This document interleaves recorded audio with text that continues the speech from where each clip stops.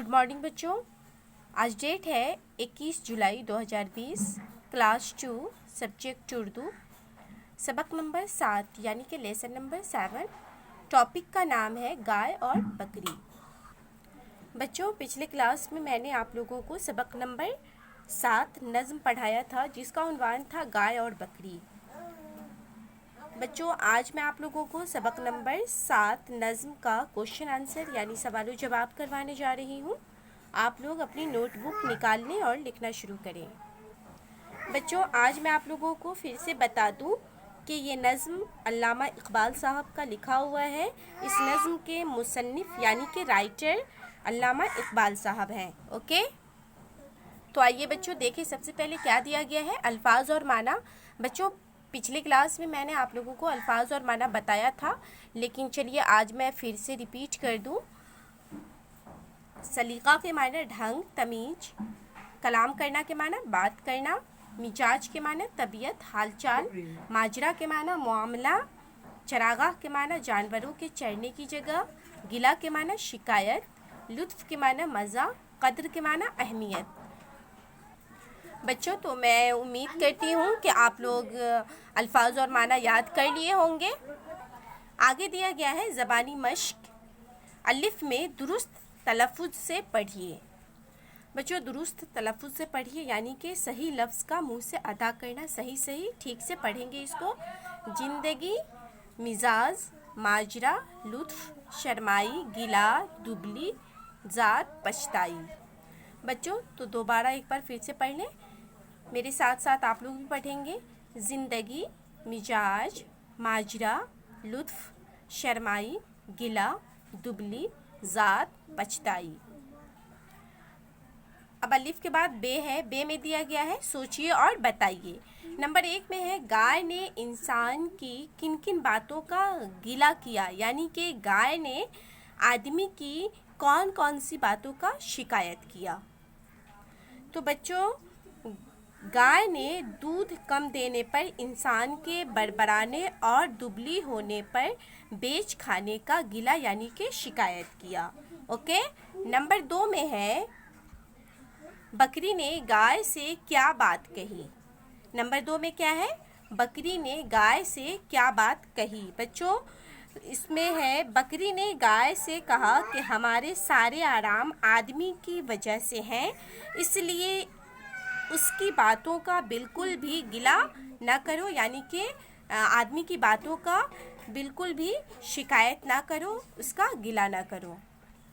अब आइए तहरीरी मश्क। अलिफ में फिर दिया गया है मिसरों को तरतीब से लिखिए। बच्चों, तरतीब यानी कि ढंग, तरीक़े से लिखना। तो यहाँ दिया गया है उल्टा, हमने आपको कॉपी में लिखकर बता दिया है किस तरह हम लोगों को तरीक़े यानी कि सही से तरतीब से लिखना है। ओके, तो आइए देखिए किस तरह मैंने आप लोगों को लिखकर बता दिया है तरीक़े से। दूध कम दूं तो बड़बड़ाता है, हूँ जो दुबली तो बेच खाता है। ये मज़े आदमी के दम से हैं, लुत्फ़ सारे उसी के दम से हैं। गाय सुनकर ये बात शर्माई, आदमी के गिले से पछताई। दिल में परखा भला बुरा उसने, और कुछ सोचकर कहा उसने। तो हो गया बच्चों, हमने आपको सलीक़े से लिखकर बता दिया है। बुक में आगे पीछे दिया गया था, उसको मैंने तरीक़े से यानी कि जिस तरह नज़्म लिखा जाता है और लिखा हुआ है उसी तरह मैंने आपको लिखकर यहाँ बता दिया है। ओके बच्चों, बे में दिया गया है दिए गए अल्फाज को जुमलों में इस्तेमाल कीजिए। तो आप लोग अपनी नोटबुक जल्दी से निकाल लें और लिखना शुरू करें। जुमलों में इस्तेमाल करना है यानी कि सेंटेंस बनाना है इसका। नदी के पास एक बकरी रहती थी। गाय से हमें दूध और घी हासिल होता है। आदमी का कभी गिला नहीं करना चाहिए। बकरी एक पालतू जानवर है। बच्चों, क्या करना है, इन अल्फाज का जुमलों में इस्तेमाल करना है। तो मैंने जुमला बना दिया है, आप लोग भी अपनी कॉपी में लिखें और एक बार फिर से दोबारा देख लें। नदी का मैंने बनाया है, नदी के पास एक बकरी रहती थी। गाय का होगा गाय से हमें दूध और घी हासिल होता है। आदमी का है आदमी का कभी गिला नहीं करना चाहिए, यानी कि शिकायत नहीं करना चाहिए। बकरी का है बकरी एक पालतू जानवर है। ओके, आगे दिया है जीम। जीम में क्या है, दिए गए अल्फाज की जमा बनाइए। क्या करना है, वाहिद अल्फाज दिए गए हैं उसका जमा बनाना है।